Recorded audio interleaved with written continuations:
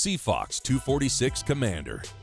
With an overall length of 24 feet 4 inches, a beam of 8 feet 6 inches, and max horsepower rating of 300. All right, let's take a look at the Sea Fox 246 Commander. Once again, we're in that same size range that we've been in, but boy, I tell you what, it's got some sweet features, make it a true offshore fishing boat. It's got the build of a larger boat. It's got a downward straight, throw your water down and away from you. As it rides really dry, I rode it all morning, big, high, flared bow. This boat is not at home in the river. You can do it. That's not her home. Where she came from is closer to the Gulf Stream. Well, we talked about these boats, including the family. If you look at their bow seating, they did something kind of unique we haven't seen. We've seen a lot of bow seating on a lot of the boats that we've tested. They actually have two positions. You can face forward if you want the wind in your face, but if you've got people sitting in the front of the console, you want to have a conversation, you can also turn and face backwards. That's something that's unique. There's a lot more than that that's unique about this. T-top with 2 boxes. One of them playing a very vital role. I can't wait to get on board and show you that one. All right, we're going to start off in the stern of this boat, because one thing I really like about the size of this class, single power. You don't have to have twins. Outboards are so much more reliable now. You'll get a lot better performance out of a big single than you would out of a pair of smaller twins. It's less expensive to buy, less expensive to maintain. It's going to burn less fuel. We used to have a rule, never go more than 10 miles offshore with a single engine. That's gone. The only thing I can equate it to, Dave, is that your outboard now almost rivals your car. You don't get in your car like you and I did when we were kids going, come on, baby, you know, and have it start. You turn the key, you know it's going to start with today's motors. Well, one thing that we haven't seen on the boats that are in this class, a ski pole. I mean, if you're going to take your family out and you're going to have kids or even young adults, they're going to want to be pulled on some kind of a water tube or a boogie board or something like that.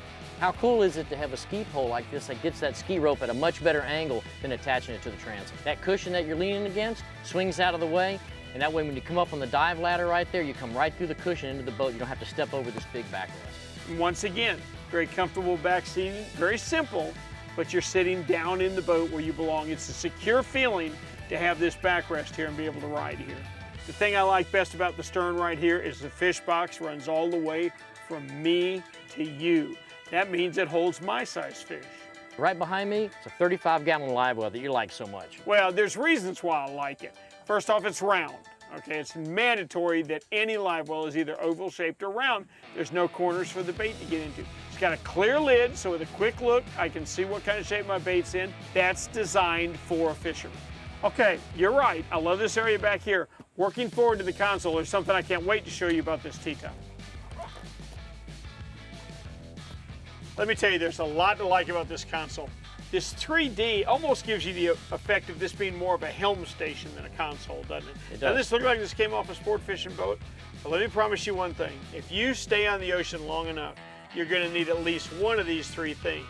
Your fire extinguisher, your first aid kit, or your EPIRB. And what they have in common is you need them in a hurry. Don't be digging through your console and all this. Look what Sea Fox did. They built you a secondary box back here for your safety gear. You need a fire extinguisher, you need it right now.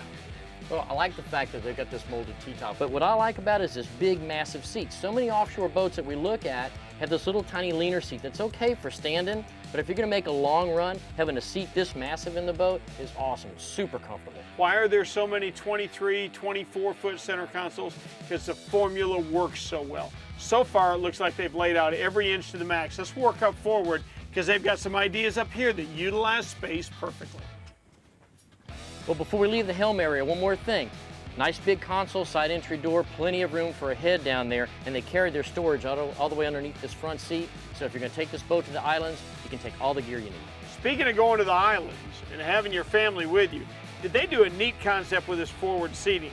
If you're riding, this is your backrest, okay? You're looking this type of stuff, but you know me, if we're trolling, my eyes have got to be on the baits. Just turn around. You've got another backrest right here to look aft with, so you can watch your baits while you're fishing. Cool concept, great place to sit while the boat's slowly cruising or trolling. They've combined everything for the family and for the fishermen. Dave, this boat's ready to fish. With your buddies on a serious fishing day or with your family cruising. Either way you look at it, if you're gonna look at a 24-foot center console, a boat in that range, here's one you need to consider. Each month, turn to Florida Sportsman for the best in boating and fishing coverage.